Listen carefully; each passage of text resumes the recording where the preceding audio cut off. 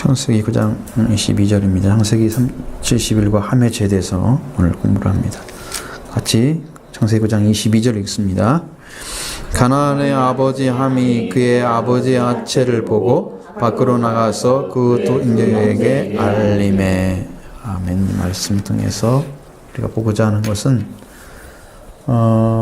앞에서 우리가 말씀을 들었을 때 함이 아버지가 이제 가나안의 아버지라 이렇게 나와 있죠.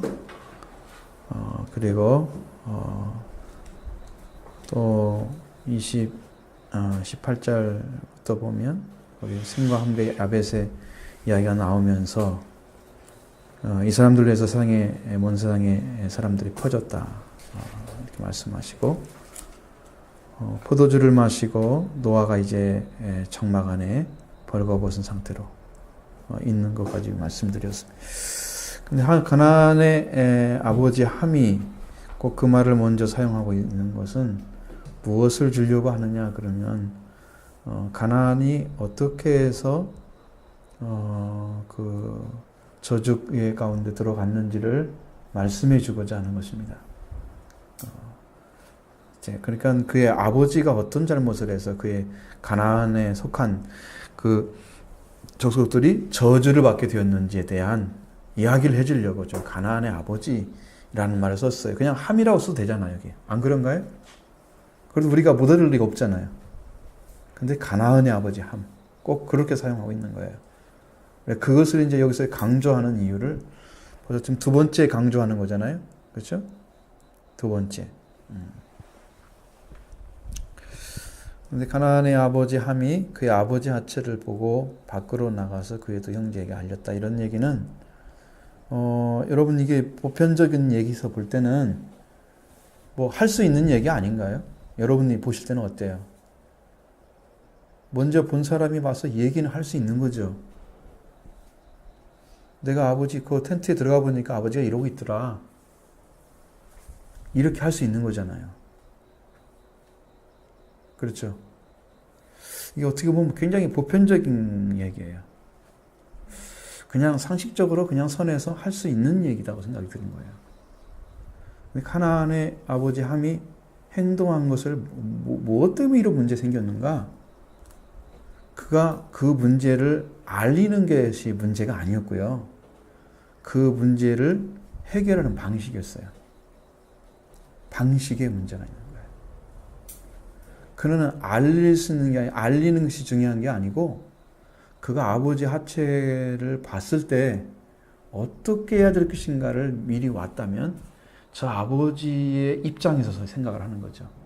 아버지는 지금 옷을 벗고 있고 취해져 있고 참 어떻게 보면 상처가 될 수 있는 거잖아요. 그게. 그러니까 아버지 입장에 아버지를 사랑한다면 아버지에 관한 것을 덮어줄 줄 아는 아버지를 덮어줘야 되는 그런 방식으로 해결을 하지 않는 거예요. 지금. 그 다음 행동이 없잖아요. 함의 행동이 그걸로 끝나는 거예요. 그러면 덮어졌다 안 덮어졌다? 결국은 안 덮어졌다는 거죠. 아버지의 그 하체에 벗은 것을 덮지 않은 거예요. 여러분 덮을 수 있는 거 덮지 않는 것은 어떤 차이가 있는지 아세요? 그것은 생명을 살리고 죽이는 것까지 능력이 있는 거예요. 생명을 살리고 죽이는. 여러분 하나님께서 우리의 죄를 덮어주는 것은 우리를 살리기 위해서 덮어주는 것입니다. 예수님의 보혈은 우리 죄를 덮어주시는 그것을 갖다 씻어주신다고도 하시기도 하고 구속이란 말도 사용하고 속량이란 말도 사용하잖아요. 그러니까 존귀하신 아버지 노아는 자기를 그 홍수의 심판에서 살려주신 자기에게는 정말 은혜를 주신 분이잖아요. 그렇죠? 다른 사람들은 다 죽었는데 자기 가족 안에 들어가 난 살았어. 나에게 은혜를 주신 분이야. 내 생명을 구해주신 분과 같은 거야. 하나님 다음으로 고마우신 분이야. 그죠? 그러면 어떤 행동을 해야 옳겠습니까? 아버지에 대한 자식의 자리는. 보하긴 봤어도 그 다음 행동이 없어. 알리기고 끝나는 거죠. 그러면 덮지 않았다는 것은 그 안에 아버지를 사랑함이 없었다는 것을 이야기하는 것입니다. 아버지를 사랑하지 않았다는 거예요. 여러분, 사랑하는 데 있어서 사랑은 조건을 가지고 있으면 안 돼요. 그것은 인간이 하는 사랑이에요. 인간이 하는 사랑은 조건이 있어요. 네가 나 이렇게 사랑하니까 나 이렇게 할 거야. 이렇게. 그죠? 인간은 그렇게 할 수 있잖아요. 그런데 하나님의 사랑은 조건이 없습니다. 너가 그렇기 때문에 사랑한 거야. 그렇죠? 너가 죄인이기 때문에 너를 구원해 준 거야. 네가 죄인이 아니라고 그랬더니 나는 구원하지 않지. 하나님은 그렇게 하시는. 사람은 반대로 하시는. 사랑이 없다는 거죠. 왜 사랑이 없느냐는 거야, 이게 지금. 함이 왜 사랑이 없어요? 그러니까 하나님께서 주신 그 큰 사랑을 입은 아버지, 그 아버지의 사랑을 동일하게 입으려면 함도 하나님을 동일하게 영접해야 됩니다. 아버지가 믿던 그 노아의 하나님, 그 하나님의 사랑을 영접해야죠. 받아들여야 되죠. 근데 그 왜 사랑을 못 받았을까요? 왜 이렇게 못 덮죠? 여러분의 삶은 어떤가를 생각해 보십시오. 어떤 일이 생기면 역시 까불리는 게 자연스러운가요? 뜨끔하셨죠? 안 덮는다고 하는 것은, 그래서 제가 지난번에 말씀드린 게 하나 있어요, 여러분에게. 덮는 범위가 좁으면 좁을수록 여러분 사랑이 적은 사람이다. 가족도 못 덮고, 이웃도 못 덮고, 친척도 못 덮고.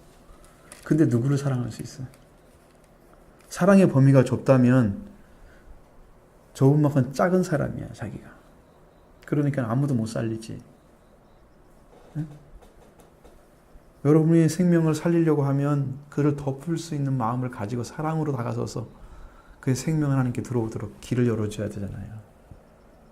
그 사랑의 마음이 있어야 그걸 가능하죠. 그러면 사랑을 허다한 죄를 넘는 사랑은, 그래서 제가 어느 날 하나님께서 말씀하실 때 하나님께서 이렇게 말씀하시는 거예요. 우리는 성령의 열매를 가지고 사역을 한다 그러는 거예요. 그게 무슨 말일까 도대체? 그럼 사랑 가졌다 그러면 왜 성령의 열매가 나왔느냐? 사랑의 열매.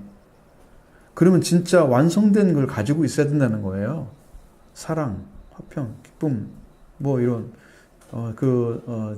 이런 말씀의 그 열매들이, 성령의 열매들이 우리 가운데 맺어지면 그것이 능력으로 나타나서 역사를 하는 거죠. 그렇구나. 그러면 함하고 아버지 산 데가 100년이 넘었을 거 아니에요, 지금. 연수로 따지면. 그렇죠? 그렇잖아요. 아버지가 500세에 아들 낳기 시작했으니까 600세부터 있으니 거의 100년 가까운 세월 동안에 아버지하고 함이 살았어요. 생도 100년이 됐고 야벳도 100년 좀 못 됐고 이제 그렇게 됐잖아요. 아버지를 대화할 때 충분히 배울 수 있는 시간이 있었을 거라 생각해요. 그 정도 시간이면. 근데 많은 사람들이 실패하는 이유가 뭐냐면 배우지를 않는 거예요. 신앙은 배워야 돼요. 말씀은 배워야 돼요. 근데 배우는 게 중요한 게 아니에요. 배우면 내가 머릿속에 집어넣고 생각하고 이해하고 이 정도 배운 거 생각하잖아요. 이게 배움이라는 것은 순종이 동반된 게 배운 거예요. 그러니까 경험되지 않은 것은 지식이 아니에요. 성경에 말하는 지식이라는 것은 경험된 지식을 말하는 거예요. 물을 마셨어. 그럼 물이 뭐야? 이렇게 시원하다. 이렇게 마시는 이건 시원한 물이었어. 그렇게 얘기하는 거예요. 그냥 물은 뭐 어떤 거야? 성분 분석하고 그게 아무 의미가 없어요, 우리한테. 우리 몸에 아무 의미가 없는 게 좋지 않은 물을 먹으면 나쁜 건 분명하죠. 그러나 그런 물을 우리가 안 먹도록 돼 있잖아요, 거의 시스템이. 그러니까 그걸 분석하는 건 별 의미가 없는 거야. 그게 물이 좋으니까 어떤 게 괜찮겠네 먹으면 그거 먹는 게 아니죠. 그걸 실제로 먹어보니까 몸이 어떻더라? 우리가 물에 들어와서 몸에 어떤 기능을 하더라? 요걸 알을지 모르잖아요. 요 기능하는 게 더 중요한 거예요. 물의 의미는. 우리 몸에 들어와서. 그러니까 여러분도 성경 말씀이 여러분에 들어와서 여러분의 영과 여러분의 사고와 의식 세계를 어떻게 다루더라. 요 부분이 여러분이 다루죠. 요것을 통해서 나타나는 현상들을 여러분이 체크하는 게 훨씬 더 중요한 거예요. 성경 말씀이 어떻더라? 그 무슨 뜻이더라? 이게 아는 것보다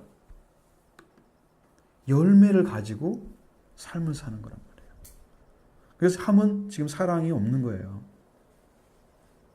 덮는 일을 안 하시고. 그 문제를 여러분이 찾아내셔야 사실적으로 알고 있는 거예요. 함에 대해서. 함의 죄는 어떤 거다? 알리는 것이 아니었고 덮지 않은 것이었다. 죄를 덮지 않은 것이었다. 거기에 포커스가 맞춰져야 여러분의 함을 아는 거예요.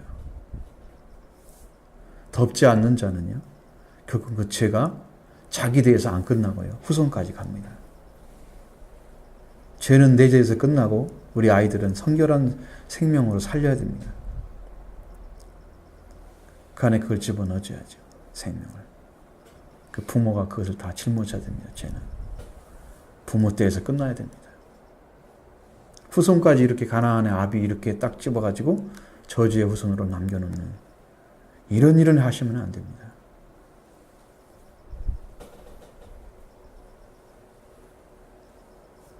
여러분도 어떤 가정을 보면 참 안 되는 가정들이 있잖아요. 이상하게 집이 잘 안 되고 막 문제가 심각한 가정들이 많이 보죠. 여러분 그 생각하면 어떤 생각이 들어요? 그 선조가 뭐가 잘못했나? 꼭 이런 생각 안 들어요? 뭘 잘못 쓰는 다른 사람들이 그렇게 묘를 잘못 쓰면 3대가 망한다고 그러잖아요. 성경에는 없는 얘기예요. 성경에 없는 얘기야. 묘와 상관이 없는 거고 땅의 기운하고 우리가 사는 거하고 무슨 관계가 얼마나 크다 그래요. 땅에 있는 존재들은 사탄의 관계, 귀신의 관계지 이런 땅의 관계는 아니에요. 여기 성경은 그런 얘기가 없어요. 그러니까 땅의 얘기는 하지 마시고. 근데 그런 게 있어요. 엘리야 시대에도 물이 안 좋아가지고 소금을 넣었던 것을 기억하시죠? 그 물이 안 좋아서 열매가 계속 떨어지는 거야. 그러니까 엘리사가 가서 새 그릇에다가 소금을 가져오라 그래요. 소금을 던졌어요. 그랬더니 물이 좋은 물이 됐어요. 그 뒤부터 열매가 맺어져 안 떨어지는 거예요. 그런 것은 있어요. 그런 것은. 그렇게 묘는 안 나와, 묘는. 그러니까 재밌는 거죠. 그러니까 여러분이 저주가 어디서 오느냐? 성경에는 분명하게 나와요. 하나님을 미워하는 자 죄를 갚되 3, 4세까지 이르거니와 하나님을 사랑하는 자는 1000대까지 은혜를 베푸느니라. 그렇죠? 사랑과 미움의 차이. 하나님에 대한 거예요. 분명히 하나님에 대한 거지. 누구를 덮을 수가 있어요? 사람이 누가요? 우리가 아무리 덮는다고 해도 죄를 덮을 수 있는 것은 없죠. 우리는 못 덮어요. 그래서 이제 우리는 똑같은 얘기를 할 때 우리는 잘못이란 말을 많이 써야 되고 하나님은 죄란 말을 많이 써야 돼요. 하나님께서는 죄를 덮을 수 있어요. 우리는 죄를 용서는 할지 모르지만 덮을 수는 없어요. 없애지는 못한다 그 말이에요. 우리는 용서는 할 수 있어요. 죄를 없애서 새로운 사람 만들지는 못해요. 우리의 한계예요, 그것이. 그러니까 우리가 마음속에 그런 것이 없어지면 우리는 하나님 같은 은혜를, 하나님의 사랑의 은혜를 충만히 누릴 수 있는 근거가 되는 거예요. 우리가 용서를 하면. 하나님이 우리를 용서하러 오신 예수님을 용서를 우리가 똑같이 하기 때문에 하나님의 사랑을 받아서 살 수가 있게 되는 거예요. 그래서 용서를 하는 거예요. 우리는. 하나님을 받기 위해서. 그 용서한다고 해서 그 사람이 죄가 사하지는 않습니다. 그 죄는 하나님이 사해주는 거예요. 그러니까 돌아가실 때 대부분들이 뭐예요? 인간관계 해결하러 그러잖아요. 누구누구 불러가지고 자꾸 뭐라 그래가지고 과거에 어쨌든 거 다 풀고 가잖아요. 그건 인간관계뿐이에요. 하나님 관계가 아니에요. 그 해결 안 돼요. 그러니 잠깐 거기서 그렇게 하고 돌아가신다고 해서 우리 아버지는 이러고 돌아가셨어. 우리 어머니는 이러고 돌아가셨어. 그거 아무는 상관없는 거예요. 여러분 죄의 문제는 하나님 해결하시는 거예요. 그래서 그러니까 우리가 여러분도 그런 진리의 지식이 있어야 되는데, 그러면 그 문제를, 그 죄의 문제를 어떻게 해결할 수 있느냐? 그것은 회개함으로 이루어지는 거예요. 회개를 하면, 회개하게 되면, 회개한 다음에 여러분 회개를 통해서 영생을 얻어야 돼요. 그러니까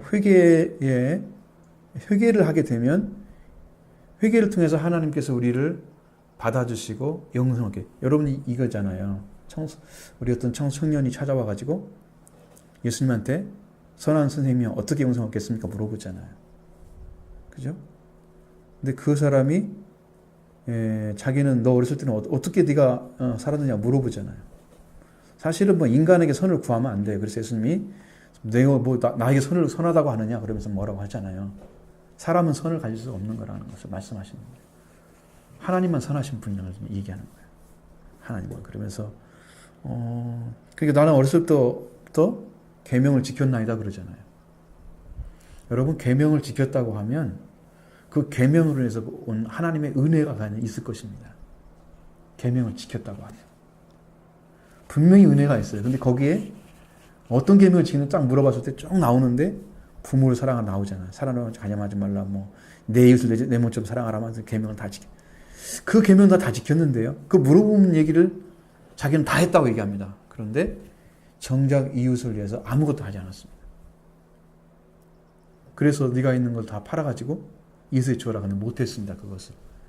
이웃을 사랑하는 마음이 있었으면 이웃을 내 몸처럼 사랑하는 일을 계명을 지켰다고 하면 그 사람은 그걸 할 수가 있었어야 돼요. 그 계명 지킨 거예요.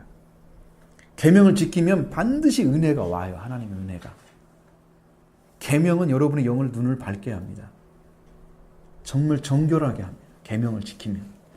계명 자체가 그렇게 하는 게 아니라 계명을 지켜가고 있는 사람, 그 마음을 써서 그 말씀에 순종하게 정말 충성을 다해서 마음으로 순종해 가면서 삶을 사는 사람한테는 그게 눈이 떠지는 거예요. 영의 눈이.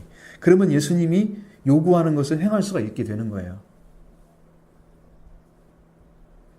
그런데 가난한 자를 위해서 네가 너의 소유를 팔아 가난한 자에게 다 주고 나를 따르라 그러잖아요. 그것을 다른 말로 하면 회개하라는 얘기예요. 너는 지금 너의 것을 그대로 가지고 있다는 거예요. 너의 것을 그대로 가지고 있으니까 그것을 내놓으라는 거죠. 그걸 내놓는 게 회개예요. 그 사람한테는. 그래서 영생을 얻어내야 돼요. 회개는 영생을 얻어내는 통로예요. 그래서 진짜 영생을 얻어서 그 영생이 내 것이 되어져 있는 생명이 되어져야 그게 하나님 나라에 속한 자녀가 되는 거예요. 우리가 영생이란 말을 너무 쉽게 하고 예수 믿으면 된다 그렇게 말씀하시는 아주 간단한 그런 그 교리처럼 생각하면 안 된다는 거죠. 여러분들은. 그것이 아니라는 거예요. 진리는. 그렇게 안 이루어져요. 그게 말하는 것처럼. 그냥 예수 믿음 영접했습니다라고 고백하는 것이 예수님이 성경에서는 그렇게 물어본 적도 없어요. 예수를 주로 고백하고 그를 죽은 자 가운데서 살리신 하나님께서 그를 죽은 자 살리신 걸 믿으면 구원한다고 그랬어요. 그러니까 얼마나 큰 거예요. 예수님이 주인 되어져 있고 하나님이 그를 살린 죽은 자 가운데 살림을 받은 부활의 주를 고백하는 거예요. 그렇게 큰 것을 믿고 있는 사람이 구원을 안 받을 수가 없는 거예요. 그걸 몰랐던 것이 사실적으로 믿어졌거든요. 알아졌거든요. 그냥 그 생명 안에 지금 이미 구원이 임하여 오신 거죠. 그렇게 할 수밖에 없는 거예요. 이게 다 가짜야. 영생을 얻었느냐 그러면 그게 믿어진다. 근데 사실적으로 여러분 영적인 경험이 없을 수도 있잖아요. 내 죄를 정말 사한 그런 경험이 없을 수도 있는 거죠. 나는 그걸 어떻게 아느냐 그거예요. 영생을 주시는 예수님을 어떻게 믿느냐. 그게 믿어지느냐는 거죠. 구조로. 그러니까 믿음이란 삶에 여러분이 접근하게 되면 그런 생활의 그 삶의 방식들이 성경과 이렇게 일치를 이루어서 나가지 않으면 여러분 굉장히 거짓된 그런 교리를 가지고 신앙을 인정하게 만드는 본인도 지금 잘못된 것을 지금 가지고 그 믿는 것처럼 이야기하고 있는 거예요. 여러분 그것에서 속히 벗어나셔야 됩니다. 그건 아무 의미가 없는 이야기죠.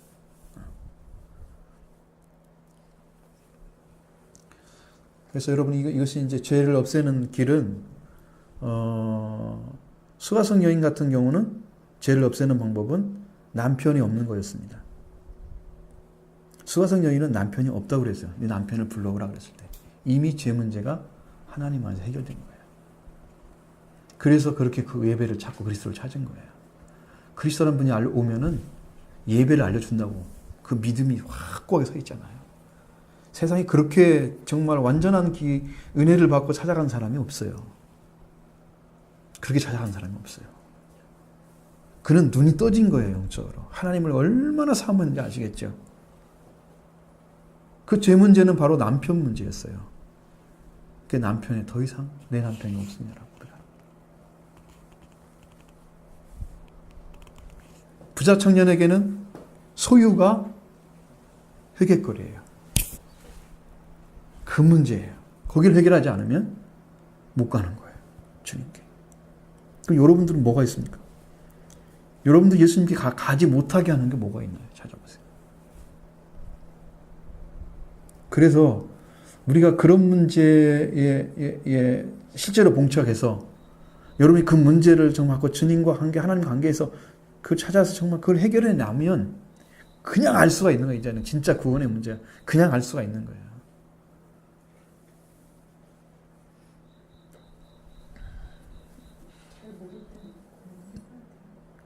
찾아야죠. 하나님께 대해서. 하나님께 구하는 거죠. 정말로 구원이 요청돼요. 하나님 구원 요청. 내가 지금 무엇 때문에 막혀가지고 이렇게 서 있지? 하나님 알려주시죠. 그 찾는 자에게는 하나님이 기회를 주십니다. 성령을 통해 가르쳐주기도 하고 어떤 관계를 통해서 가르쳐줍니다. 말씀을 통해서, 기도를 통해서 깨닫게 하시고 그걸 찾아낸 사람들은 전부 이제 진짜 영생을 받은 거예요. 주님으로부터 확고하게 딱 떨어지는 거예요. 여러분 이 부분을 영적으로 빨리 해결하셔야 돼요. 함의 문제는요. 그런 그 은혜를 받은 아버지가 옆에 있었고 그 다음 형도 은혜를 받았잖아요. 보니까 하는 행동을 보니까 샘. 에? 그런데도 불구하고 그거 안 하잖아요. 자기에게는 없어요. 함에게는. 왜 그럴까요? 그 아버지가 믿던 하나님 똑같은 하나님을 안 믿은 거예요. 하나님은 안 계신 거예요. 그 안에 영 안에. 그러니까 같은 마음을 품지를 못해요. 여러분 성령은 하나를 만드는데 하나를 만든다는 것은 무슨 의미예요? 그의 심령들이 다 옳은 자리에 돌아왔기 때문에 가능한 거예요. 성령의 역사는요. 의로운 자의 역사죠. 그러니까 죄인들은요. 생각이 각각 달라요. 다 자기 방법의 어떤 것이 있어요. 그러나 의로운 자리에 돌아온 사람들은 방법이 똑같아요. 사람 생명을 접근하는 방식이 똑같아요. 그러니까 일치를 이룰 수가 있어요.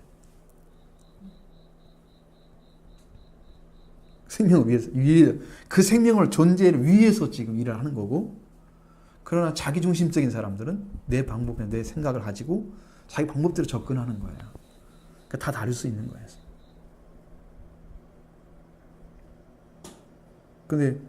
근데 우리가 일을 거꾸로 하면은 일이 잘 성립되나요? 거꾸로 해서 잘 되는 것도 있나요? 괜찮은 것도 있나요? 물을 펄펄 끓여간 다음에 쌀을 집어넣어 가지고 밥을 하면 괜찮을까요?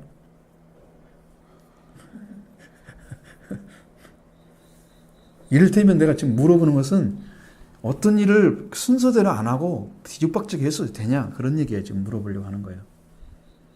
반드시 어떤 길이 있잖아요. 무슨 방법이라 다 길이 있잖아요. 무슨 투약을 하셔도 순서가 있듯이 뭐부터 하고 뭐부터 해야 됩니다라고 말씀하시는 의사 선생님이 그렇게 해야 되잖아요. 그게 그건 작용하는 방식이 다르기 때문에 뭘 하나 하더라도 그게 방식이 다 있는데 그거 죄인들은 그게 정리가 안 돼 있어요. 돌아온 사람들은 딱 정리가 돼 있는 거예요. 어떻게 저 생명을 살리는 길이에요. 그건 예수님 바라보고 하나님 바라보고 그래서 생명을 위해서 일을 하기 때문에 일치를 이룰 수가 있는 거야. 그러니까 그 마음을 안 찾은 사람하고 찾은 사람하고 같이 있으면 일을 못해. 싸우기만 할 거야. 서로 다르다고. 누가 다른지는 분명하지만 딱 둘만 있다면 서로 다르기 때문에 내가 옳다고 할 수 있는 거야. 진짜가 질 수도 있어요. 그러지 않겠어요? 위험한 거잖아요.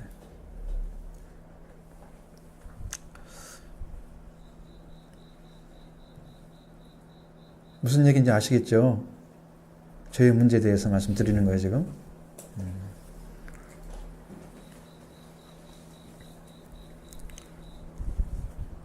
그리고 왜 마음이 심령이 가난한 자가 어떤 자냐면 죄인이라는 말씀드린 거 여러분 이해가 되세요?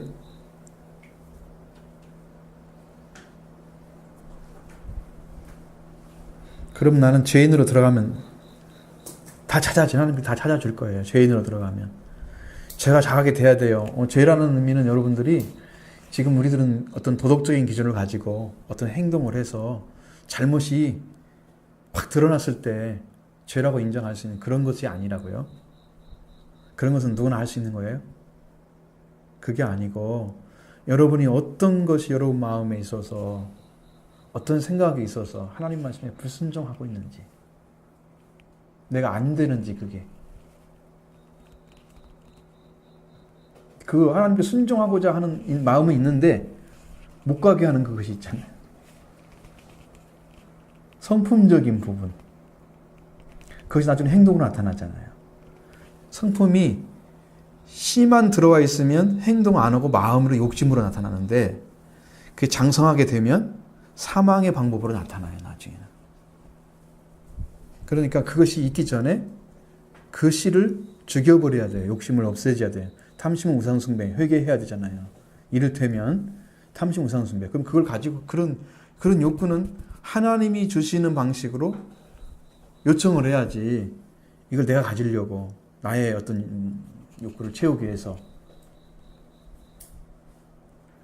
많은 분들은 이 문제만 해결되면 나 신앙생활 잘 쓸 것 같아. 그렇게 하는 사람은 많을 겁니다. 지금. 이 문제만 해결되시면 그게 될 것 같으죠? 그렇게 안 됩니다. 보이는 방법을 통해서 어떤 문제 해결하면 보이지 않는 걸 믿는 것은 불가능합니다. 그게 안 되는 거예요. 예수님이 그러잖아요. 부자와 나사로에서 나사로가 살아나면 부자가 그렇게 얘기하잖아요. 지옥에 가가지고 음부에서 나사로가 죽은 자가 살아나면 내 형제 다섯 있는데 가서 말하라면 그들 다 믿을 것입니다. 그러잖아요. 근데 예수님 뭐라고 그래요? 아브라함은 이 땅에는 모세와 선지자들 다 있다. 그들이 말한 걸 믿지 않으면 안 믿을 거다. 아니에요. 가면 반드시 믿게 될 거예요. 어림없는 얘기다. 죽은 자 가운데 비록 죽은 자 살아나는 일이 있을지라도 모세와 선지자가 전하는 말씀을 믿지 않는다면 결단코 믿지 않을 것이다. 지금 전하는 말씀을 안 믿으면 어떤 기적이 일어난다고 해서 그 믿어지는 게 아니에요. 근데 여러분들이 어려운 게 뭐냐면 두 번째 시리즈. 저도 이런 거 얻으려면 여기 힘들지 않겠어요? 여러분 듣기 쉽잖아요. 그러지 않아요. 이게 영적인 것은요. 정말 캐치해내지 않으면 알 수 없는 것들이에요. 두 번째에 그 부자, 아까 부자 청년 말씀드렸죠? 그 부자의 두 번째, 그 소유자나 첫 번째는, 두 번째는 뭐냐면, 믿는 사람들이 자기가 어떤 그 신앙적인 경험을 했던 것을 가지고 있는 게 부자래요. 그것을 예수님의 구원보다 더 높은 위치에 두고 나는 이미 구원받은 처럼 살아가고 있대요. 다 부자예요, 그것이. 부자 청년이. 그것을 제일 내려놓기 힘들대요, 그것이. 그래서 은사 뭐 나타나고 막 기적 이렇게 하는 사람들은요, 우습게 알아요, 이런 얘기는요. 자기가 더 큰 능력이 있고 나는 다 이미 뭐 다 이루어지고 하나님이 큰 일을 행하고 있는데 무슨 그런 얘기를 하고 계셔요? 하나님 지금 살아서 역사하고 계잖아요. 이렇게 나오고. 그게 부자인데 그 사람이 제일로 구원받기 힘들대. 그래서 거짓 선지자들이 나오는 이유가 이해가 되시죠? 주의 이름으로 권능을 행했다고 그랬잖아요. 귀신 쫓잖아요. 선지자로 다 했어요. 그런데 주님이 모르잖아요. 그렇게 돼서 부자 된 사람들이 회개를 제일 안 한대요. 여러분이 봤던 신앙적인 경험이나 그런 것들은 싹 내려놓으셔야 돼요. 예수 그리스도로 얼마 구원받은 그 구원을 가지고 오셔야 돼요. 그걸 찾아내야 돼요. 그걸 찾는 것이 부자가 낙타가 바늘기로 들어가는 것보다 더 부자가 천국에 들어가는 게 더 어렵다고 그랬잖아요. 낙타가 왜 되겠어요? 낙타는 이렇게 딱 굳어져 있는 거잖아요. 형태가. 하나짜리고 두 개짜리 있잖아요. 혹이. 그렇죠? 이것은 사람의 마음을 가리키는 거래요. 바늘기 같은 구원의 문을 통과할 수가 없대요. 굳어진 마음으로는. 회개한 마음만 통과가 가능하대요. 이해가 되시죠? 그래서 못 들어간다고 말씀하신 거래요. 구원의 역사를. 우리 굳어진 마음, 순종하지 않고 회개하지 않고 따르지 않는 그 굳어진 마음 있잖아요. 그게 낙타 같은 그런 성품이래요. 고정적인 생각, 회개하지 않는 사람들. 고정관념이 우리를 멸망시킨다는 거. 또 예수님 히브리서에도 말씀하시고 시편에도 말씀하신 것처럼 무슨 그들이 완악함으로 인해서 구원을 받지 못했다 말씀하시죠. 응? 너희 여호와의 말씀, 하나님 말씀이 올 때에 순종하라 말씀면서 그들이 안식에 이르지 못한 것은 말씀에 화합하지 못했다. 믿음으로. 그 얘기를 하죠. 그들이 완악함으로 말미암아 들어가지 못했다. 가나안 땅에 못 들어가는 원인을 이렇게 말씀하신 그 완악함, 완고함. 그것이 여러분 고정관념과 같은 거예요. 자기 생각 끝까지 관철시키는. 말씀 앞에 자기 생각 들여대면 그건 사망이다. 사망이에요. 얼마나 무서운 일인지.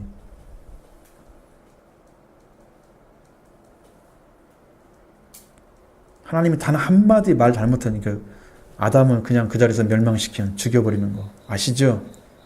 말씀 앞에 단 한마디가 멸망받을 수 있는 조건이 될 수 있는. 왜 그 심령이 떠난 상태에서 이야기하기 때문에 그래요. 하나님 말씀이 떠난 상태에 이야기하기 때문에 그 이미 간 거예요. 이미 넘어가 버린 거예요. 말씀. 그러니까 여러분 이런 거 생각하시면서 우리 죄의 문제를 어떻게 할 건가? 그것은 죄라고 하는 그 존재는 하나님 관계가 끊어진 게 죄잖아요. 그러니까 하나님께 돌아오면 돼요. 하나님을 찾아요. 예수 그리스도로 죄인으로 서서 하나님을 찾아요. 하나님 어떻게 구원받겠습니까? 나 같은 것은. 나도 구원받기 원합니다. 구원의 은혜를 누리기 원합니다. 나 영생 주십시오. 제발 나에게 제 문제 해결하셔서. 그걸 찾으시면 자비로우신 하나님께서 그 하나님께서 내가 산에 갔다 오는데 어떤 생각을 딱 주시는 거예요. 우리도 하나님이 내리신 그 자비의 사랑 안에 들어가야 한다고 가르쳐 주는 거예요. 하나님은 사랑 때문에 독생자를 보내셨어요. 그럼 우리가 그 하나님의 사랑 안에 독생자를 믿으면 그를 믿는 자마다 멸망적으로 영생을 얻게 하려고 보낸 거잖아요. 그 사랑 안에 들어간대요, 우리도. 어떻게 들어가느냐? 그 사랑 안에 들어갈 수 있는 방법. 그 사랑에 들어가면 여러분 정말 행복하죠. 하나님의 놀라운 사랑이 늘 함께 하시는데 뭐가 걱정이야, 이제. 우리가 어떻게 순종하느냐, 정말 중심을 다해서 그것을 고민하겠죠. 바로 그게 회개라고 하는 걸 가르쳐 주는 거예요. 돌아와라. 죄인으로 돌아와라. 그게 하나님 사랑에 들어가는 길이래요. 하나님 보내신 독생자 보내신 하나님의 사랑 안에 너도 참여해라. 그 변함없는 사랑을 의지해라. 그러는 거예요. 마음에서 막 돌아가니까 자 그래서 아하 그렇구나. 우리 성도들 안에도 이게 필요한가 보다. 하나님께서 지금 그 사랑 안에 참여하는 길을 찾아 들어가야 되는데 못 들어가고 있는 거구나. 하나님이 얼마나 아파하실까 하는 생각이 들어요. 근데 제가 이제 목사님 얘기를 들어보니까 지금 교회는요 하나님이 공의를 많이 드러나신다는 걸 얘기하더래요. 목사님 만나보니까 교회마다 그런 일이 많이 벌어진대요. 어떤 교회는 사람이 죽고요, 병들고요, 막 난리가 나는데 그러니까 지금은 왜 그런 일이 벌어지는가 그랬더니 저는 이해가 돼요. 구원할 때가 가까워졌기 때문에 하나님이 구원할 자는 구원하고 뛸 때는 떼버리는 거예요. 이제 갈라지게 만드는 거예요. 구원받은 자, 구원받지 못한 자를 갈라버리는 거예요. 공의를 든다는 건 하나님 사랑을 말씀하시는 게 아니에요. 공의는 직접적인 죄를 처리하기 위해서 나타나는 거예요. 공의는. 그래서 두려운 거다. 두려운 거다. 그런 생각을 했어요. 우리도 또 빨리 구원받는 일에 정말 충성스럽게 빨리 돌아와서 여러분 빨리 서야 되지. 지금 시간 늦출 시간이 없어. 구원받지 못하면 여러분 잠도 안 와야 돼.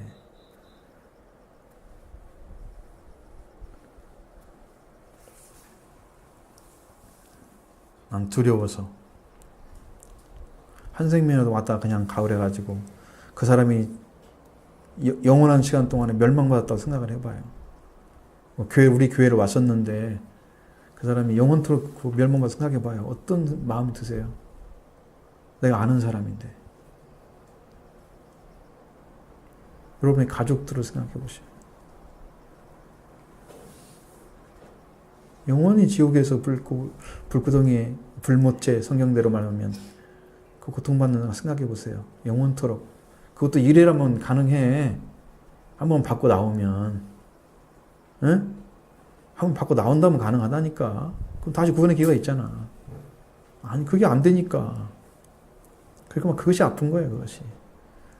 그러니까 난 여러분이 그렇게 열심히 신앙생활 했는데 정말 구원에 이르지 못한다면 그건 좀 괴로운 일이 없을 거다.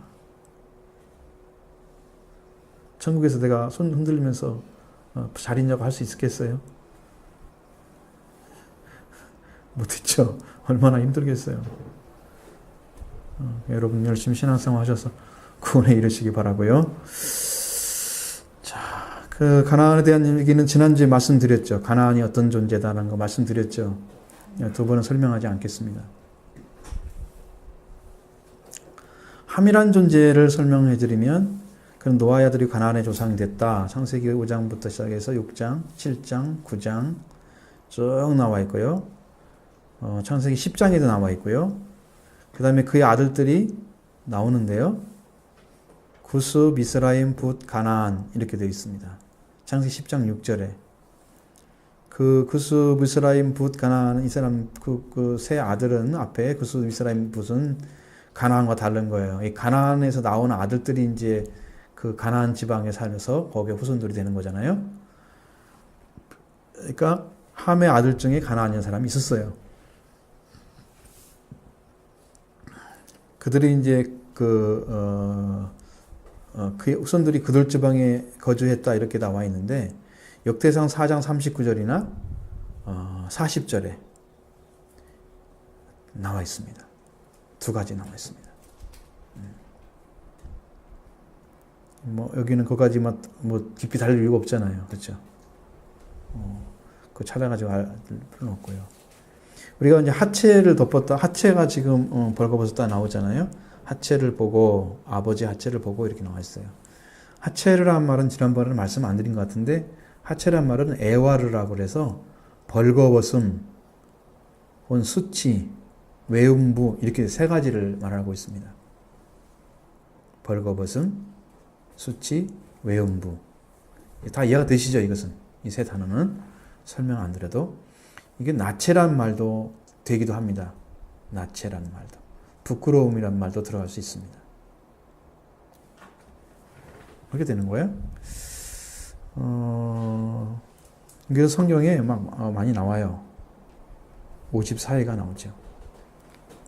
지난주에 말씀드린 에스겔서 16장 36절에도 하체가 큰 이집트에 대한 설명했잖아요. 거기도 그 얘기로 나오는데 여기는 그 하체라는 의미가 아니었어요. 말씀드린 것은 전혀. 예. 그래서 살이 쪘다고 말씀드렸죠. 오늘 보니까 그렇게 돼 있어요. 살이 쪘다. 뚱뚱하다는 거예요. 그런 의미인데 그것이 어떤 거냐 또 다른 의미죠. 이제 여기서 지금 알렸다라고 말씀하고 있습니다. 여기는 나가드라는 단어를 사용해서 알리다라는 말을 말하다, 알리다, 폭로하다, 선언하다 네 가지를 말하고 있습니다. 말하도 되고요, 말한다, 알렸다는 말도 되고요, 성경처럼 좀 단순하게 이렇게 해서 알리다 이렇게 말씀할 수 있는 거예요. 그다음에 폭로하다, 선언하다 이 말도 같이 포함되어 있다는 거예요. 그러니까 단순한 상황으로 보면 안 돼요. 이것은 이런 말을 쓸 때는요, 어떤 질문이나 할 때 답할 때 쓰세요. 어떤 사실을 보고할 때도 쓰기도 하고, 이 단어, 나가드란 단어는, 혹은 비밀을 누설할 때 쓰기도 해요. 비밀.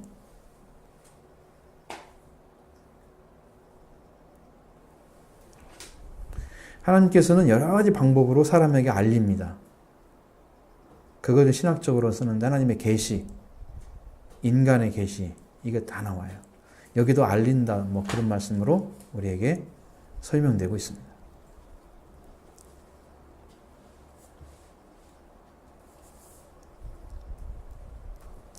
혹시 질문 있으시면?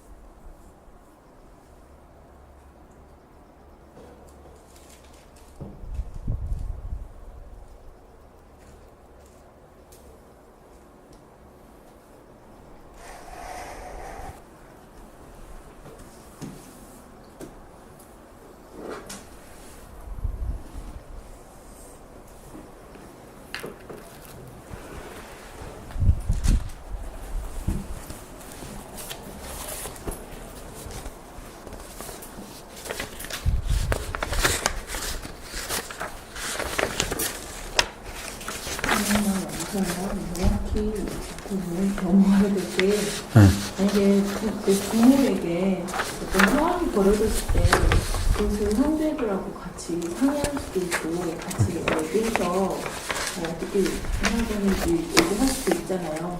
근데 한이 그런 건 아닌가 그런 여지성을 좀 생각을 해봤거든요. 근데 굳이 여기에서는 함의 어떤 그 마음을 이렇게 단정짓기에 그 합당한지 그게 명확한지 조금 그런 여지성에 대해서는 생각해 볼 필요는 없나요? 그러니까 그것을 우리 입장에서 바라보면 그런 생각을 해요. 그냥 우리 생활에서. 근데 성경은 왜 그걸 보고 노아가 그 저주를 내렸는지에 대해서는 그럼 이해할 수가 없어요. 그렇게 생각하면.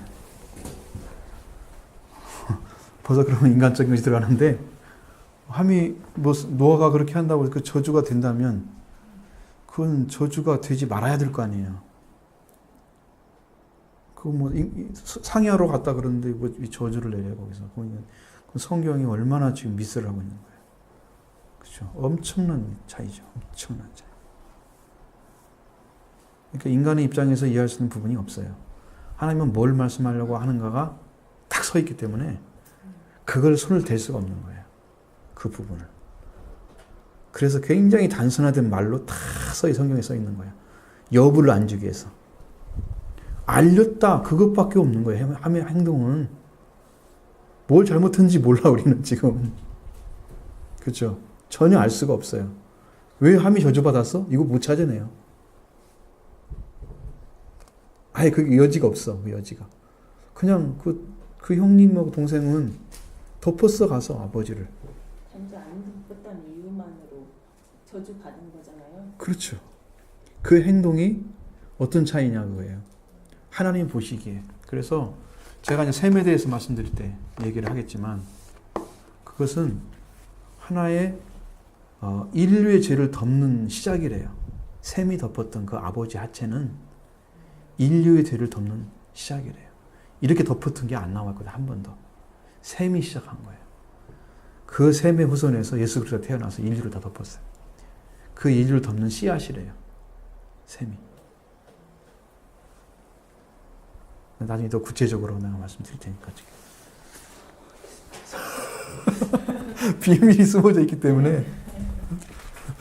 지난번까지 성경 공부하실 때는 이 부분에 대해서 원래 함에 대해서 포인트를 말씀을 안 하셨었거든요, 사실은.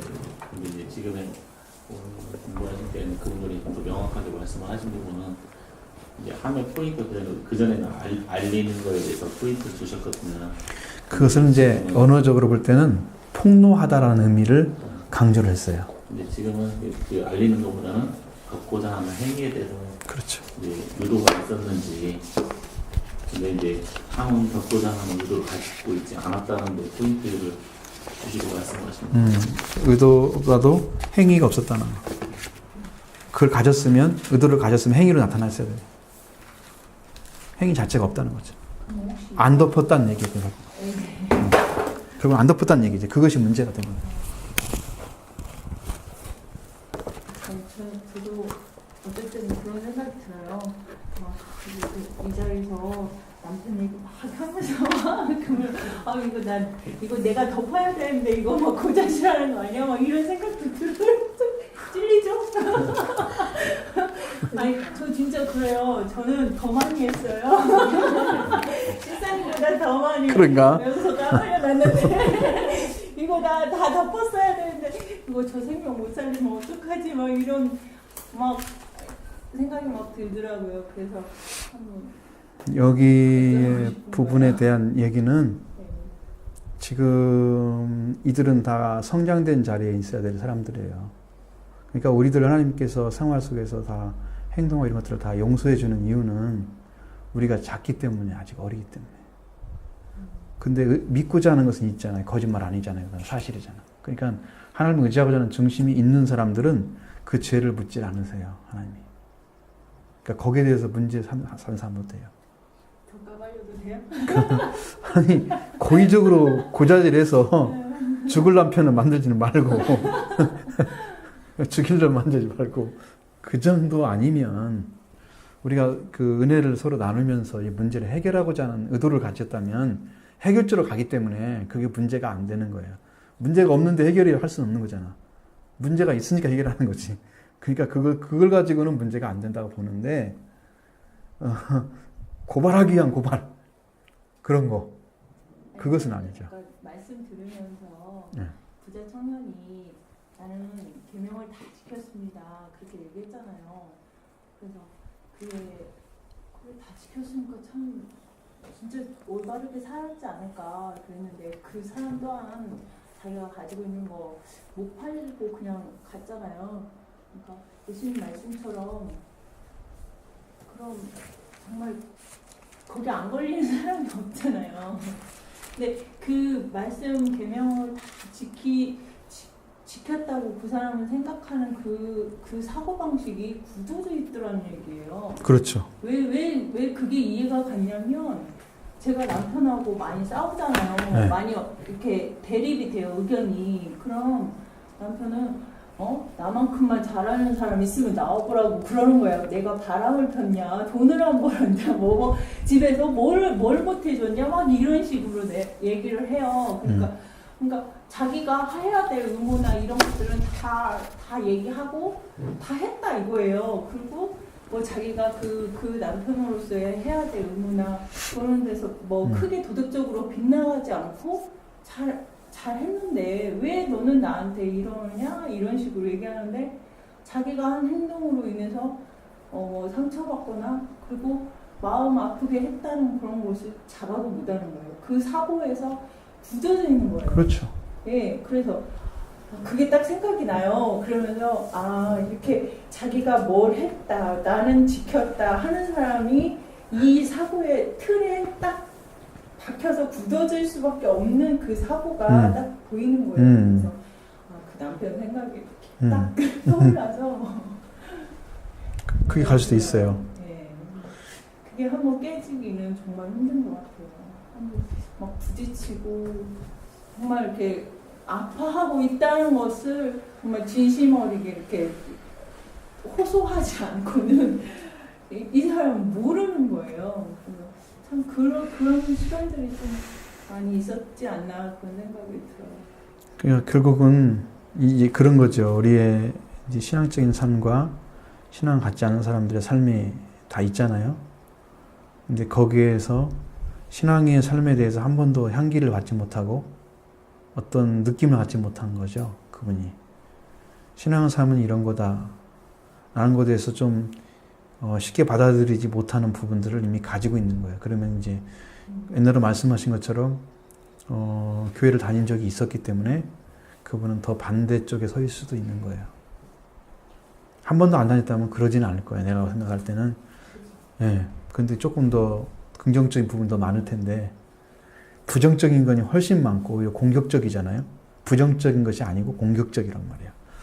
그 정도로 간 것은, 교회라는 걸 자기도 안다고 생각하는 그것에 지금 자기들가 죽고 있는 거예요. 알지 못해요. 전혀 알지 못하기 때문에 그런 게 지금 하고 있는 거거든요. 자각이 안 될 수도 안 되는 게 맞다고 보죠. 자각이 될 수가 없죠, 그분은. 이스라엘 민족도 하나님이 함께 불기둥, 구름기둥을 함께 가셔서도 자각을 못했어요. 그들이 어떤 민족인지. 그래서 거기 다 죽었잖아요, 그 사람들이. 그리고 40년이 지났는데 새로운 태어난 사람들하고 20살 이하의 사람들이 거기 살면서 결국은 가나안 땅에 들어가는 준비가 된 사람들이잖아요. 그 전에는 이루어지지가 않아요. 그래서 그 가나안 땅에 들어가지 못한 사람들의 문제가 그들의 완고함이었다. 성경이 그렇게 말씀하시는 거예요. 하나님 말씀을 받아들이자니, 하나님 말씀이 들려왔을 때, 말씀이 들려올 때에 그때 순종해라 듣고. 그런데 그들은 듣지 않았다는 거예요. 완고해서. 그래서 들어가지 못했다, 가나안 땅에. 히브리서 이야기는 그 얘기. 그 완고함이 뭐냐면 말이죠. 하나님 말씀이 대립된 상태. 그러니까 자기들은 여기 나와서 고생하고 싶지 않고, 이렇게 해서라도 들어가는 하나님 말씀하신 가나안 땅에 들어가는 건 나는 의미가 없어. 그걸 부정하고 있는 사람들은 전부 못 들어갔어요. 그러니까 쉽게 말하면 10지파가 지금 그렇게 했잖아요. 우리가 볼 때는 여호수아와 갈렙만 두 지파만 이제 유다 지파하고 베냐민 지파죠. 두 지파만 간다고 생각을 했어요. 들어갈 수 있다고 했어요. 그러니까 그 들어갈 수 없다고 생각하는 사람들은 다 죽어야 맞아요. 그렇게 믿었기 때문에 그렇게 되는 거예요. 그래서 40년 동안 거의 다 죽은 거예요, 거기서. 가나안 땅에 못 들어가고. 그 성경에 믿음대로 되었다는 거죠, 그것은. 안 믿었기 때문에 우리는 못 들어간다. 하나님은 들어간다고 말씀하시는데 우리는 못 들어간다고 안 들어가는 거예요. 말씀 자체를 거부를 해. 그러면 시작할 수가 없어. 이두개 말씀을 심어서 잘하게 해서 순종하는 삶으로, 그래서 가나안 땅을 점령했을 때, 명령했을 때 순종해 탁탁 쳐 들어가서 다 가나안 땅 그 사람들을 쳐 죽이고 자기 땅을 못 만들어. 그런 믿음 가지고는. 그렇죠. 어마어마하게 다른 거죠. 그 영적인 세계를 자기가 못 만드는 거예요. 그 믿음 하나 없음으로 인해서 다 깨져버리는 거예요. 그러니까 여러분이 항상 말씀드린 거, 동기가 중요하다. 왜 예수를 믿느냐는, 그것이 진짜라고 하면 그걸 찾을 때까지 찾을 거 아니야. 사실이라면. 내 믿는 게 진짜 그걸 찾고 있다면. 근데 우리가 그것이 왜 필요한지에 대해서 잘 알지 못하고, 그렇기 때문에 동기 유발이 안 되니까 신앙적으로 찾기는 찾는데 희미하게 찾고 있고 열정이 없는 그런 찾음이 되기 때문에 하나님께 가는데 굉장히 걸림돌이 되고 있는 거예요. 이런 믿음이 작게 이렇게 경험해지는 그런 것들을 가지고 물론 삶을 살아가지긴 하지만, 한 번 정도는 정확하게 하나님이 내 죄를 용서해줬고 분명하게 나를 구원해주셨고 난 하나님의 아들이라는 확신, 또 음성까지 들었다면 완전한 거니까, 그렇게 해서 정말 같이 탁 서 있어야 이렇게 되죠. 그래야 여러분이 구름기둥과 불기둥이 되어주죠. 다른 사람에게. 고통받고 힘들어하는 사람들에게 정말 밤에는 불기둥이 되어주고 낮에는 구름기둥이 되어져서 생명을 사랑하는 삶을 살아가는 거예요. 하나님은 그 삶을 살았다고 말씀하십니다. 우리가 그 삶을 살아줘야 돼요. 얼마나 그게 큰 삶이에요. 하나님 안에서 보면 큰 삶이잖아요. 은혜로 축복받은 사람이 살아가는 큰 삶이거든요. 그런 생명을 자라게 하는 그 교회가 있어져야 되는 거예요, 사실. 전 여러분들이 자라서 좀 이런 역사들을 같이 나누고 같이 꿈꾸는 대로 하나님의 말씀대로 좀 살아서 이렇게 이루어 세워져 가는 그 작업들을 나는 되어기를 바라기 때문에, 그래서 성경 공부를 계속하는 거예요.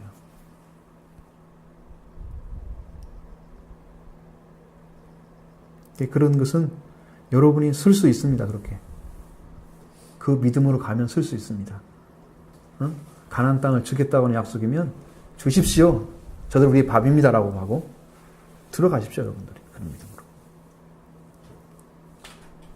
그러면 갈 수 있습니다. 그게 여러분이 그 말씀대로 들려왔는데 그걸 안 믿어주면 하나님이 은혜를 줄 수가 없어요. 그래서 믿을 때까지 기다리시는 거예요. 인내하시는 거예요. 그래서 시간이 많이 걸리는 거예요. 근데 거기서는 40년 동안 그 죽이는 작업을 했잖아요. 그리고 태어나는 작업을 하고, 거기에 거기서 살면서 태어난 사람이 40세 됐을 거 아니에요. 40년 동안 그랬으니까. 근데 20세가 된 사람들은 그 안에 다 죽었단 말이에요. 그러면 60세 된 사람들은 60세밖에 못 살고 다 죽은 거죠. 거기 다 죽은 거예요. 이제 그 삶을 살면서 하나님이 주시면 먹고 안 주시면 못 먹고. 근데 한 번도 밥끈이를 잃어본 적이 없어. 하나님 다 주셨어. 만나로. 끈이 긁은 적 없어. 어떤 사람이 그러대. 하나님 그 다지도 않은 거 줘가지고 40년 동안 살려면 살겠어요 누가? 그 달다고 그랬거든요. 굉장히 달고 고소고 어쩌고 뭐 그렇게 써 있잖아요. 사람들이 생각하는 거하고 많이 다르죠. 여러분 화가 많이 나고 성질이 급한 사람들은요 단 걸 먹으면 좀 이렇게 수고진대요. 그 이스라엘 백성들 하나님 살리기 위해서 그렇게 하신 것 같아요. 단 걸 계속 먹인 거예요. 계속 먹인 거예요. 40년 동안. 다 깨뜨리라고. 근데 오늘날은 영적으로 그게 말씀이거든요. 말씀이 순종을 안 쓰냐. 그건 말씀이 우리 먹기 좋은 게 아니에요. 그 다지 달다고 해서 항상 먹을 수 있나요? 질리죠?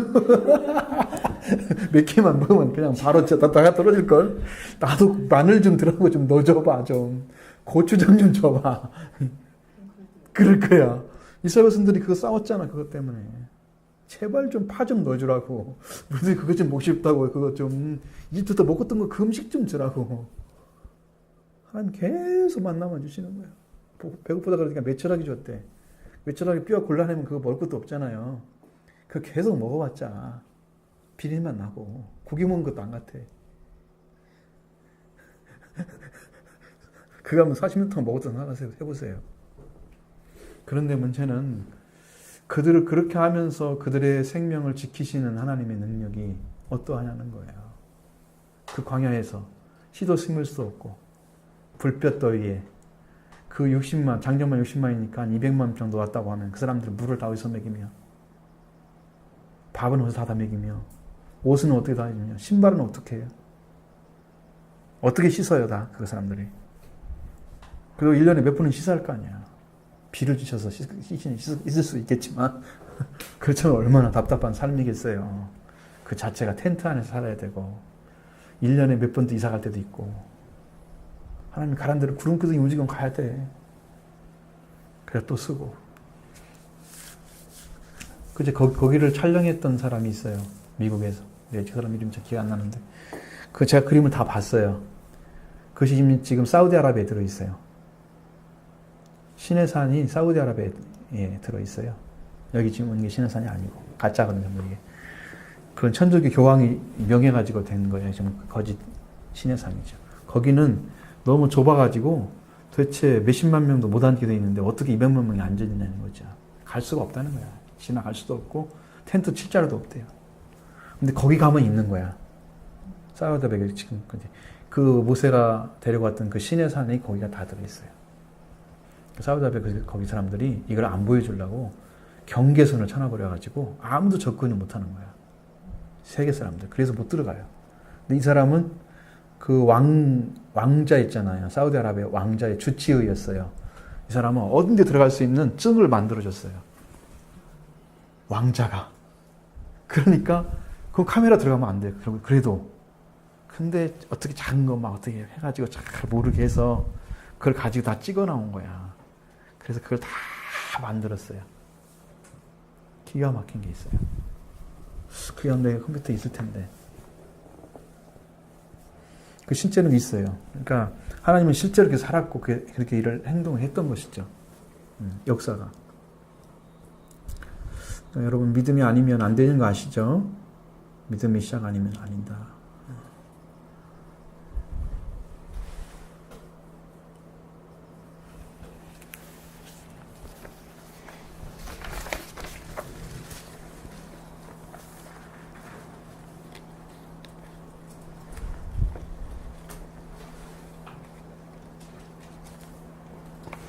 지난번에 공부한 것에도 이제 이렇게 정리를 해놨어요. 그러면 함이 벌거벗은 것은 아버지 핫죄를 바라본 것은 벌거벗은 아버지 핫죄를 바라본 것은 죄가 아닙니다.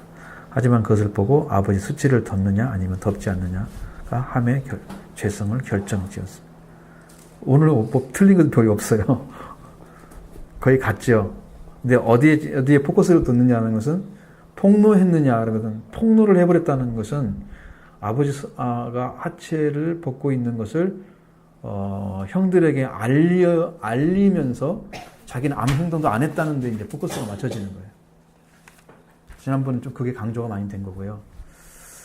그래서 아버지의 수치를 형들에게 알리는 행위가 바로 죄가 될 수 있다. 왜냐하면 그것은 아버지는 자기를 낳아주신 분이잖아요. 그리고 또 심판에서 구원하신 분이잖아요. 그러니까 아버지를 바라본다면 그 생명을 사랑하는 마음이 그냥 우러나야 정상적인 그 자리까지는 와 있어야 된다는 거예요. 그들이. 그 사랑 정도는 받고 있어야 된다는 거죠. 그런 경험을 했으면. 근데 그 사랑하는 마음이 아버지 생명을 사랑하는 마음이 없었어요. 그래서 아버지의 수치를 드러냈다 하는 얘기예요.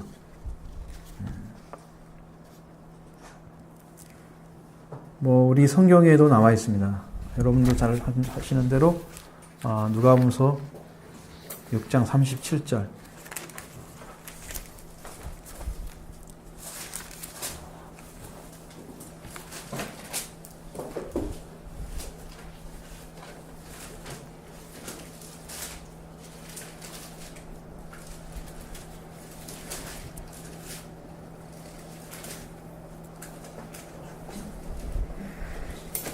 (6장 37절) 보면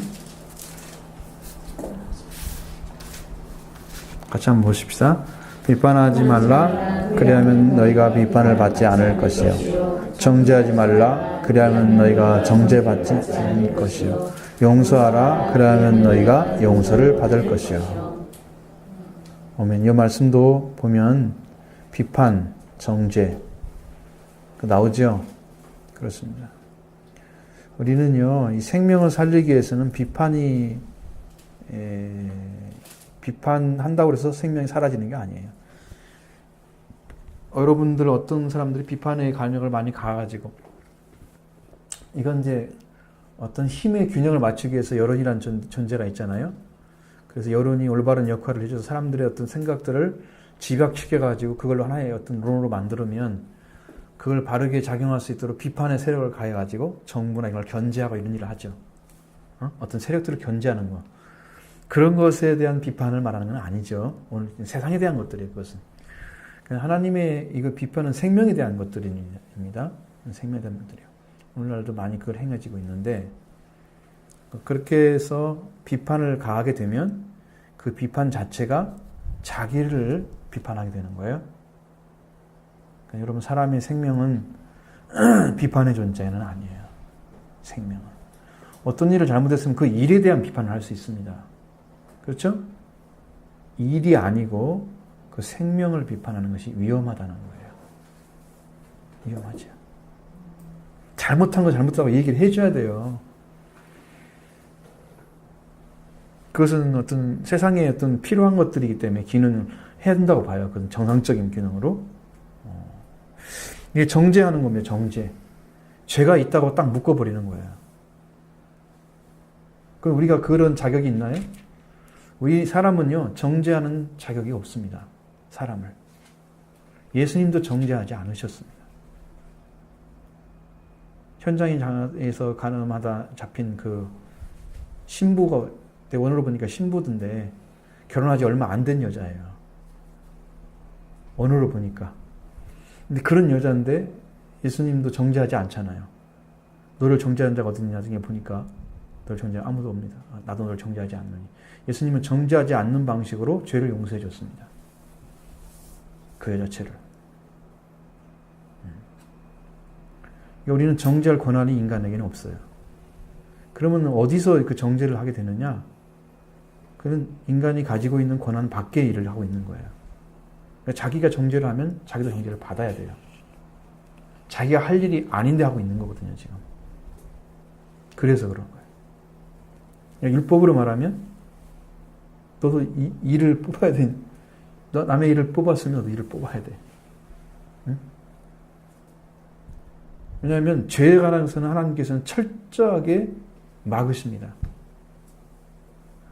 생명을 사랑하기 위해서는 철저하게 열려져 있습니다. 완전하게. 그러니까 그것은 우리가 하나님의 세계 그 부분에서는 죄에 대한 것은 굉장히 단호하십니다. 그 부분을 깨트리기 위해서. 더 이상 죄를 짓고 죄 가운데 죽어서 멸망받지 않게 하기 위해서 하나님 그 죄에 대해서는 굉장히 단호하게 하시고 사랑에 대해서는 생명을 살려야 되기 때문에 완전히 열려져 있습니다. 하나님의 사랑은. 그러니까 우리는 하나님의 사랑을 받고 구원받고 그 다음에 다른 사람의 죄를 덮어야 될 자리에 있는 사람들이죠. 그런데 정죄를 하고 있는 겁니다. 무슨 근원으로? 정죄는 막인하는 근원인데 막인하는 그러니까 쉽게 말하면 사랑이 없는 존재. 사랑이 없는 존재는 정죄가 가능합니다. 마귀는 그래서 정죄하는 거예요. 그냥 사랑 있는 하나님은 정죄가 중심이 아닙니다.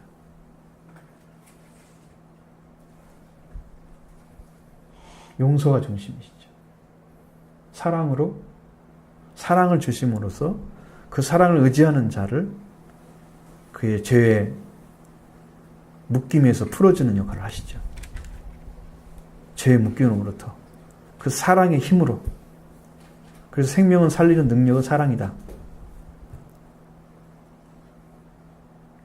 그게 가능한 얘기죠.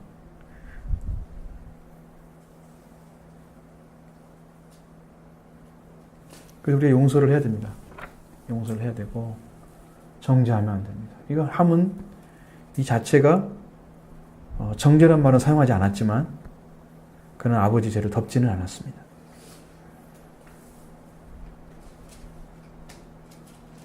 심각한 문제예요. 그러니까 참 여러분도 속히 사랑이 좀 자라서 덮는 자가 되기를 바라요.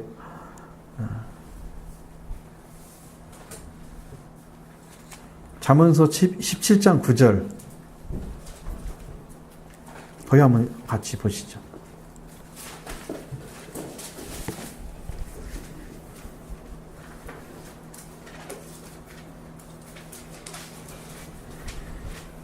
잠언서 17장 9절 같이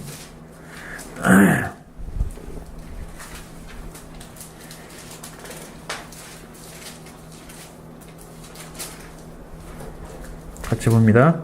허물을 덮어주는 자는 사랑을 하는 자요 그것을 거듭 말하는 자는 친한 것을 이간하는 자니라. 자, 말씀도 동일하죠?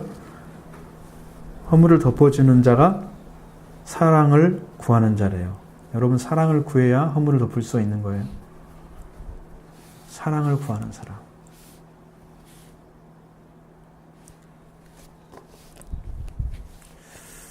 내가 다른 사람을 정죄하면서 나를 용서해달라고 하면 용서 가능하지 않죠. 그래서 1만 달란트 이야기가 나오잖아요. 500데나리온 치는 그 자기 하인, 자기는 용서하지 않으면서 1만 달란트 용서해줬더니 탕감해줬더니 그건 또 받으려고 그 사랑을 잃어버리는 큰 사랑을 잃어버리고 작은 것에는 아주 인색한 조금만 것도 용서하고 싶지 않은 자기는 용서받고 싶고 용서하고 싶지 않은 그 마음은 사랑을 가지고 있는 사람이 아니고 사랑을 받았는데도 사랑을 느끼지 못하는 사람들. 그 모습이에요. 사랑을 받았는데요. 사랑을 못 느끼는 거예요. 그래서 그 사람이 다른 사람의 사랑의 그 아주 작은 1만 달란트에 비해서 그 500달러는 엄청 작은 거잖아요. 그것을 받아들이지 못하는 거예요. 용서를 받으면 사랑이 태어나야 되는데요. 용서를 받고 사랑이 태어나지 않는 사람도 있는 거예요. 그것은 사랑을 구하지 않았는데도 불구하고 준 용서기 때문에 그런 현상이 벌어지는 거예요. 여러분 예수님이 사랑했다 사랑해 용서해줬다 그러잖아요. 그럼 여러분 마음속에 내가 구한 것도 아닌데 뭐 내가 달란 것도 아닌데 내가 왜 그걸 감사해야 돼? 이렇게 생각하는 사람도 있어요. 별로 나와 관계없는 것처럼. 내가 구한 게 아니기 때문에 그런 거예요. 그 여러분 예수님을 찾아야 만나. 그리고 만나면 그 다음 진짜 사랑을 구한 거기 때문에 감격할 수가 있고 완전한 감동 속에 있을 수가 있는 거죠.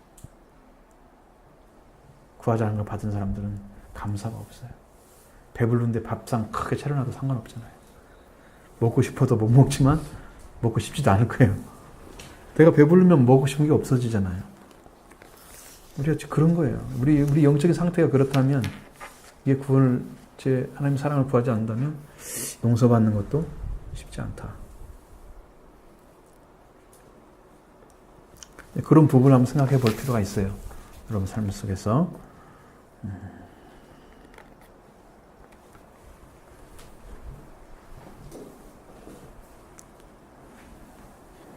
노아에게 있어서 그의 아들들은 육신의 아버지뿐만 아니고 영적인 아버지 되는 거예요. 노아가. 근데 육신의 아버지의 모습만 보고 영적인 아버지 모습을 못 보는 거예요.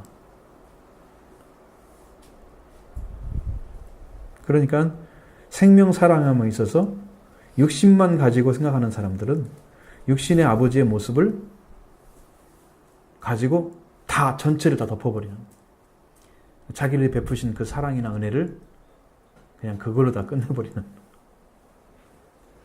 육신만 생각하는 사람들은 그래서 한계가 있는 거예요. 사랑의 한계가 있어요. 함과 같이 그런 문제가 생겨나요.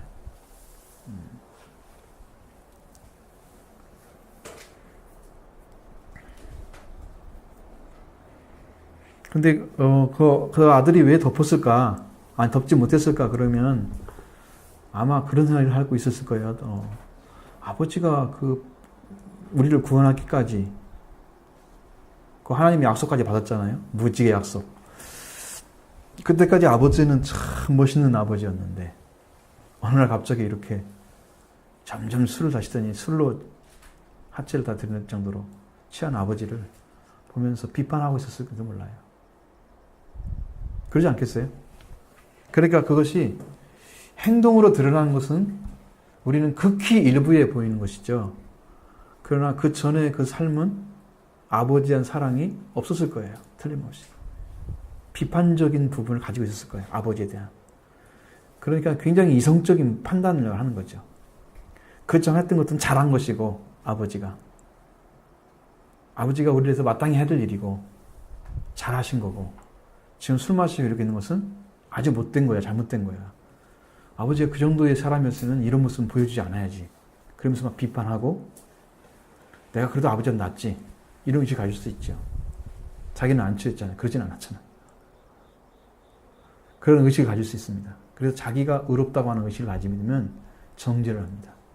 여러분 신앙생활 할 때도 주님의 의롭움을 받은 사람들은 좀 잘했으면 좋겠다. 이런 마음이지. 정죄하지 않는데 말 속에서 자기가 의가 탁 서가지고 주님께 이만큼 헌금도 하고 이만큼 시간도 마치고 교회 일도 이렇게 충성하고 이렇게 다른 사람은 신앙생활 하는 거 보면서 그냥 저기 뭐 신앙생활 이렇게 하면 어떻게 비판하고 이럴 수 있는 거거든요. 자기가 의가 돼버리면 자기 의거든요. 그것이요. 그게 가능한 것입니다. 그러니까 여러분 자기중심적인지 아닌지가 결정적인 것은 주님의 의를 가진 사람들과 자기 의를 가진 사람의 차이를 보면 알 수 있습니다. 결정적인 차이는 뭐냐면 자기 의를 가진 사람은 자기 의를 가지고 다른 사람을 덮을 수가 없는 거예요. 자기는 이렇게 잘했다. 나는 이렇게 옳다. 자기는 나타낼 수 있지만 덮지는 못하는 거예요. 근데 거꾸로 주님의 의를 가진, 하나님의 의를 가진 사람은 자기는 참 부족하고 아주 아무것도 못하는 것처럼 생각하고 다른 사람을 덮어요. 그러니까 의를 체인지 시켜야 돼요. 자기 의가 아니에요. 자기 의가 깨어져야 주님의 의를 받을 수 있습니다. 반대로 주님의 의를 갖게 되면 자기 의가 깨어집니다. 이 싸움이 많아요. 그러니까 주의 구원을 받게 되면 의로운 자리에 서기 때문에 주의 의를 그냥 대신해버리는 거야. 내 의를 대신해버리고 나는 완전히 죽은 자로 생명에 살 수 있도록 되는 거예요. 그렇게 되는 것이고 바꿔지는 거고 자기가 중심인 사람은 그런 것들을 하찮게 여기죠. 여러분 그 바리새인과 죄인의 기도, 세리의 기도를 여러분 보셨죠? 기도하러 올라갔다가 보셨잖아요. 나는 이런 거 이렇게 하고 이렇게 일주일에 뭐 하고 한 것을 감사하나이다. 도둑질도 안 하고 죄도 안 졌습니다는 감사하나이다. 그거 한 사람하고 세리는 나는 죄인으로서 한마디밖에 안 했는데 죄인이 된 사람이 의롭 땅을 받고 내려갔다는 거예요. 주님의 말씀은.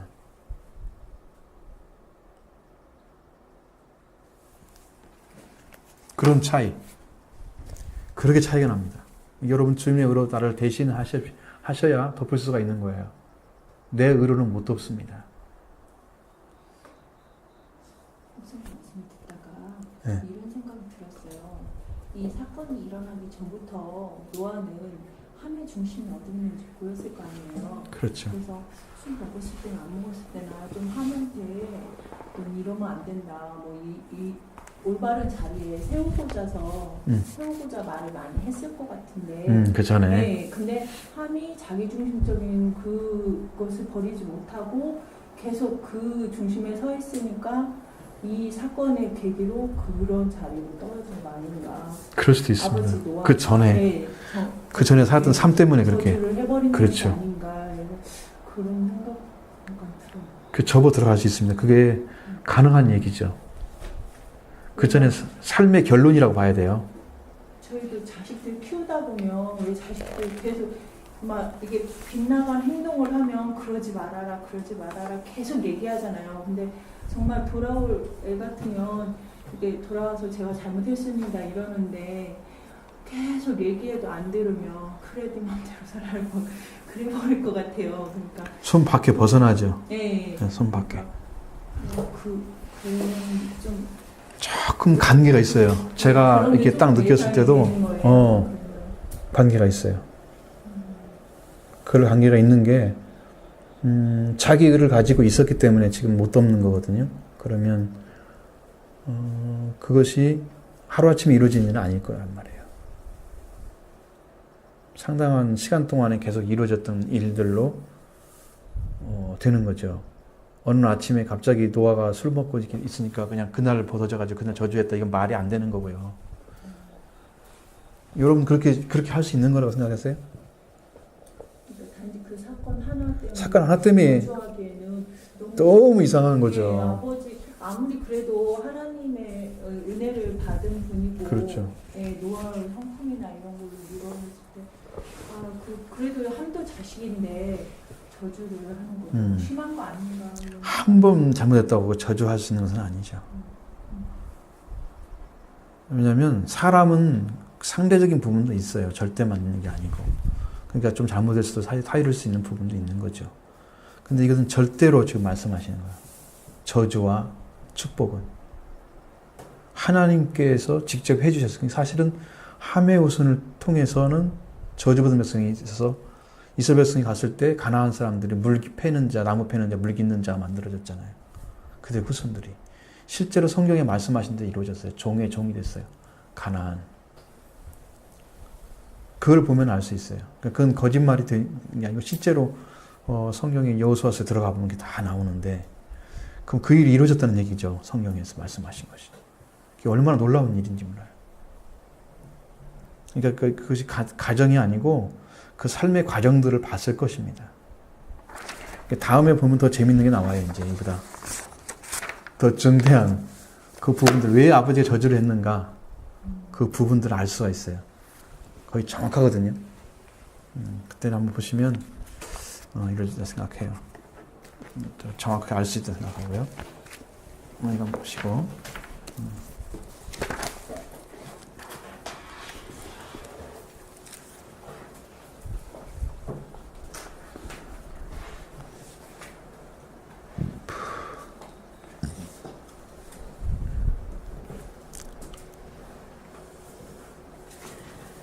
술에 취한 채 벌거벗고 누워있던 노아 모습을 마침 천막에 두는 함이 보고 말았다. 함은 아버지의 추태를 보자 곧바로 형제들에게 달려가 고했다. 이 고했다는 말은 날카로운 비판을 말한다. 아버지의 부끄러운 모습을 감추어주고 형제들이 알까봐 몰래 덮어주려는 마음 없이 함의 입에서 고하는 말은 날카로운 비판과 정죄의 말이었다. 함은 노아를 도와 방주를 건조하는 수고를 앞장서서 행했을 것이 분명하다. 아버지 노아의 실수를 용납할 수 없었던 그는 철저한 율법적인 생각과 거기에서 비롯된 성품을 소유자임을 알 수 있다. 그는 아버지에게 완전을 요구하되 실수를 용서할 수 없는 재판관과 같은 눈과 마음을 가졌던 사람인 것을 알 수 있다. 그러나 그는 아버지의 핏줄인 자신이 아버지와 한 생명임을 깨닫지 못하고 있었다. 그러므로 그는 하나님의 말씀에 순종하는 삶을 산다고 하면서도 하나님께서 원하시는 뜻은 깨닫지 못하고 있었던 것이다. 하나님의 말씀은 하나님과 사람이 하나된 관계를 이루고 사람과 사람이 하나된 관계를 이루게 하기 위하여 역사하신다. 사람들이 하나님 안에 하나된 관계를 갖는 것이 축복이며 하나되지 못한 것은 저주가 된다. 함은 충실하게 자신의 책임을 다하는 사람이었을 것이지만 그것은 자기중심적인 의였다. 그러므로 아버지의 모습을 날카롭게 형제들에게 고했다. 이것은 자기중심적인 의를 가지고 아버지와 아들의 관계를 분열시키는 행위였다. 가장 큰 죄는 분열시키는 것으로 함은 저주받아야 할 가장 큰 죄를 범한 것이다. 이것은 에덴 동산에서 뱀을 사주하여 하나님과 인간의 관계를 분열시킨 사단의 죄와 같다. 무서운 얘기를 했죠. 여기는 이제 어디에 중심을 둔지 아시겠죠? 고했다는 말에 중심을 뒀어요. 근데 그것이 방주를 만들 때 그 전부터 노아와 함께 살았기 때문에 모르겠어요. 사람들이 얘기하는데 노아 홍수가 나기 120년 전에 노아 방주를 건설하기 시작했다. 만들기 시작했다 그래요. 그러면 함의 자손들이 노아의 자식들이 태어나기 전에 이야기잖아요. 이것은 20년 전의 이야기죠. 500세부터 자식을 낳겠으니까요. 그럼 20년이 앞으로 가는 거죠. 그 사람들 말대로 하면. 아버지는 그 전부터 일을 하고 시작했다고 봐야 돼. 그렇게 되면.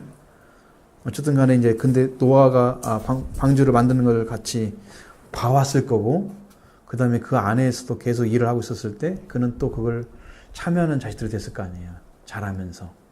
계속 봐왔을 거 아니에요. 아버지를.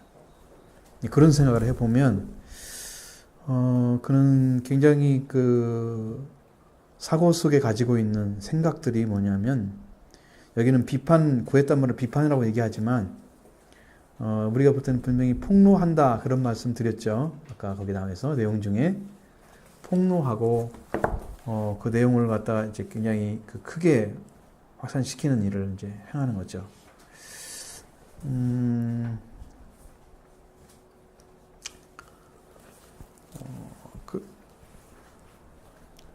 자, 그렇게 아버지의 일을 밖으로 노출시키면서 자기가 덮는 일은 전혀 하지 않고 있는, 그러니까 비판의 말만 가한 것으로 이제 보여지는 거예요. 아버지 일도 잘 도왔고, 근데 자기가 일을 잘하는 사람들은 되게 다른 사람들을 어떤 눈으로 봅니까? 일을 저렇게 못해, 저렇게 생각도 못하고 못 따라오고, 상당히 밑에 놓고 보잖아요. 그런 비판적 눈도 있죠. 아마 그런 눈을 가졌을지도 모르겠다는 생각이 들어요. 이 사람은 비판적인 눈을 많이 가졌을 것이다. 근데 중요한 부분은 아버지는 자기와 한 생명 관계였다는 것을 잊어버린 거예요. 그것이 안 깨달아지는 거예요. 그 마음이 찾아지지 않은 거예요. 그 자기가 가지고 있는 생각 때문이 안 찾아지는 거예요. 나는 이렇게 잘하고 있고, 나는 여전히 옳고, 나는 최선을 다하는 사람이다. 자기중심적 생각이 가득하기 때문에 자기가 더 옳은 거지, 위에 사람들은 뭐 용서와 사랑하는 그런 관계에 생각을 미치지 않는 거죠. 그러니까 한 생명 관계로서 받아들이지 않는 이 부분을 함이 가지고 있었던.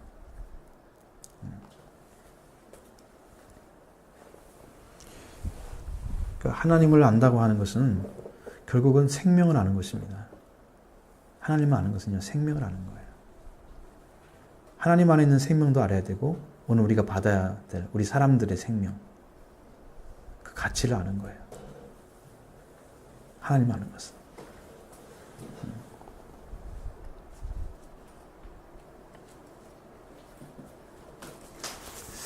하나님께 돌아오지 않은 성품을 가졌기 때문에 하나님 말씀이 그 안에 역사하지 못했고, 그래서 그 마음은 자기중심적인 마음으로 굳어진 것 같고, 그렇게 하면서 자기 의가 된 거죠.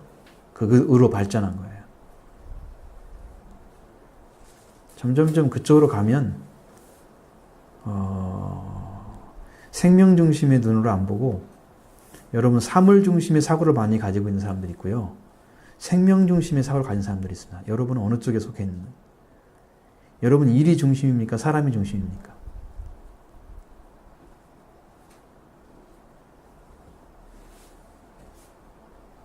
가끔 고민을 할 때가요. 일을 할 때 뭐 이렇게 자선 사업을 하는 거 아니니까, 또 봉사활동 하는 거 아니니까요. 이익을 추구하기 위해서 일을 하잖아요. 근데 생명 중심에다 놓고 하면 이익 추구가 조금 마진이 적다거나 막 그러잖아요. 그런 부분에 대해서 좀 고민을 하게 돼요. 생명을 중심에 놓고 막 하게 될 때 너무 이렇게 불합리하죠, 자기한테는. 네, 네. 손해 보는 게 너무 많으니까 이제 그럴 때는 어떻게 해야 되지 하고 고민할 때가 있죠.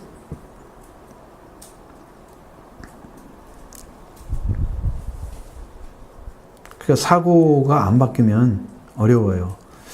이게 보통 교회들이 사무적인 것들이 많잖아요. 사람이 중심이 아니고. 큰 교회일수록 더 그렇더라고요. 사무적인 것으로. 그러니까 사람을 그렇게 다뤄버리는 거예요. 생명 중심으로 안 보면 한 생명 살릴 수가 없어요. 우리 프로그램에 적당히 참석해서 그냥 이렇게 하는 것으로 만족시켜버리고, 성도들의 욕구를 그걸로 채우라고 하시고, 뭐 영적인 거 뭐 주는 건 예배 때 이루어지고 뭐 기도회 때 이루어지고 그런 것으로 다 그냥 커버시키는 거죠. 한 생명을 다뤄야 되는데, 살리는 작업을 해줘야 되는데 이런 작업이 안 이루어지는 거예요. 생명 중심으로 지금 나가지 않고 이 사람은 사물 중심으로 나가는 스타일이에요. 함은 생명 중심으로 안 나가면 하나님께 대해서는 의롭지 못합니다. 쓰지 못합니다. 그래서 덮지 못하는 거예요.